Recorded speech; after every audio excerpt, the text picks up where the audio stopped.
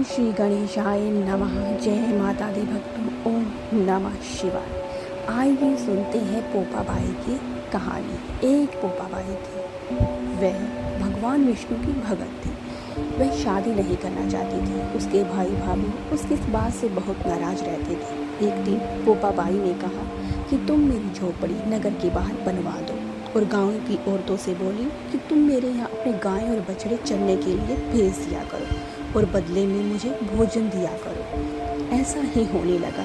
एक दिन उस नगर का राजा पोपाबाई की झोपड़ी के आगे से गुजरा और उसे प्यास लग गई। तब वह उसकी झोपड़ी में जाकर पानी मांगने लगा। बार बार आवाज़ लगाने पर पोपाबाई उठकर आई और बोली, तुम कौन हो? राजा ने कहा कि मैं इस नगर का राजा हूँ। जब राजा ने पोपाबाई के सुंदर हाथ देखे तो वह बोला कि मैं तुमसे विवाह करना चाहता हूँ।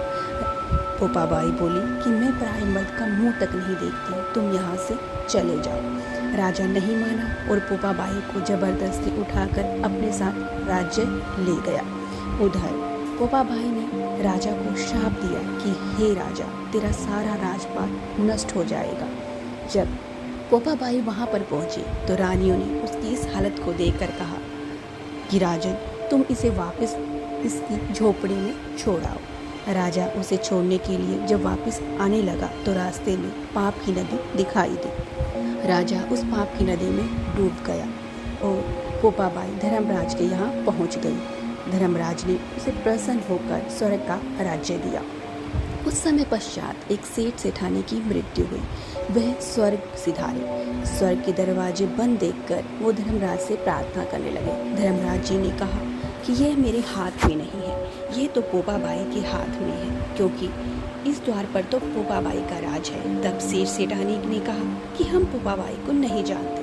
तब धर्मराज जी ने कहा कि 7 दिन मृत्यु लोक में जाकर 8 खोपरा से राई भरकर 5 कपड़ों ऊपर रखकर कहानी सुनकर उद्यापन करें और कहें कि राज है पोपाबाई का, लेखा लेखी राई राई का।